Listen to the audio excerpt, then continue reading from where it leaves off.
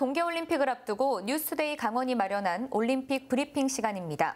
오늘은 남북회담 이후 급물살을 타고 있는 북한의 동계올림픽 참가에 맞춰 북한의 동계 스포츠 현황을 짚어보도록 하겠습니다. 안녕하세요, 교수님. 예, 안녕하세요. 네.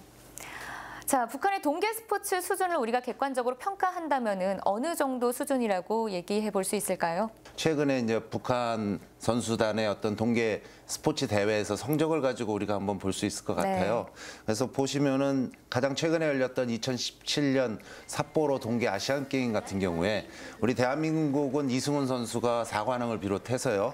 쇼트트랙에 걸려 있는 8개 중에 5개 금메달을 땄고, 그래서 결과적으로는 금메달 16개, 은메달 18개, 동메달 16개를 획득을 해서 종합 2위를 했습니다. 네. 근데 반면에 북한 같은 경우에는 피겨스케이팅 페어에 지금 이제 아마 북한이 평창 동계올림픽에 참가를 하게 되면 가장 이슈가 되는 선수들일 텐데, 염대옥하고 김주식 선수가 동메달을 하나 따는데 그쳤습니다.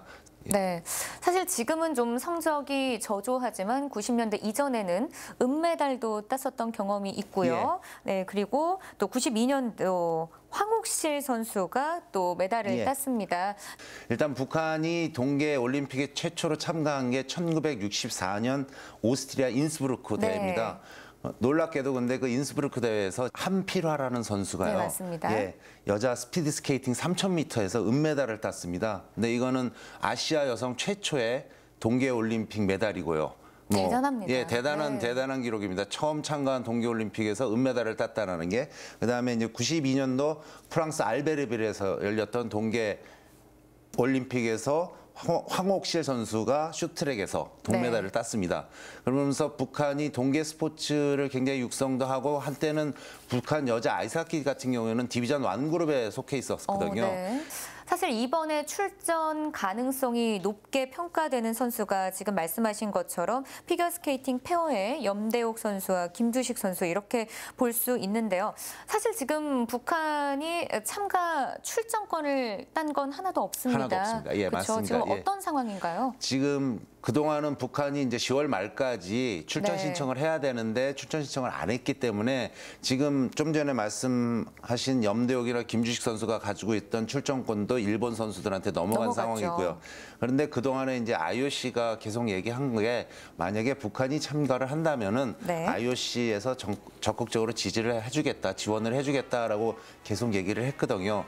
그래서 지금 상황에서는 아마 IOC가 와일드카드라는 제도를 통해서 염대옥이나 김주식 선수도 참가를 가능하게 해줄 것 같고요. 그다음에 거기에 이제 플러스로 해서 쇼트트랙 같은 경우, 아니면은 지금 크로스컨트리, 북한에서 네. 이제 나올 수 있는 종목들에서 와일드카드 제도를 사용할 가능성이 가장 높다라고 할 수 있겠습니다. 또 다른 방법이 있을까요? 와일드카드 말고도. 예, 그다음에 지금 이제 나오는 방법 중에 하나가, 네. 여자 아이스하키 같은 경우에는 이제 남북한 단일팀을 한번 구성해 보자. 지금 계속해서 교수님께서 말씀해 주신 것처럼 단일팀 구성이 된다면은 지난 4월에 열렸었죠. 강릉에서 열린 여자 아이스하키 세계 선수권 대회, 이 북한 선수도 참가 가능성이 그렇죠. 높겠죠. 예, 높죠. 거기에 네. 포함됐던 선수들도 분명히 올 거라고 저는 생각을 합니다. 그 당시 20명의 선수가 왔거든요. 아, 그 중에서 네. 20명 중에서 절반 이상은 오지 않을까, 그런 생각을 합니다. 예. 네, 사실 이 선수단 말고도 이번에 이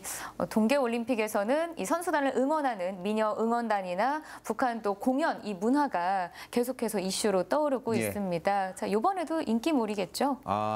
그럴 것 같습니다. 네. 북한이 아마 최초로 지금 2002년도 부산 아시안 게임 때 응원단을 보냈거든요. 네. 그 당시에 굉장한 이슈를 만들어냈고, 사람들의 관심도 굉장히 많이 불러일으켰습니다.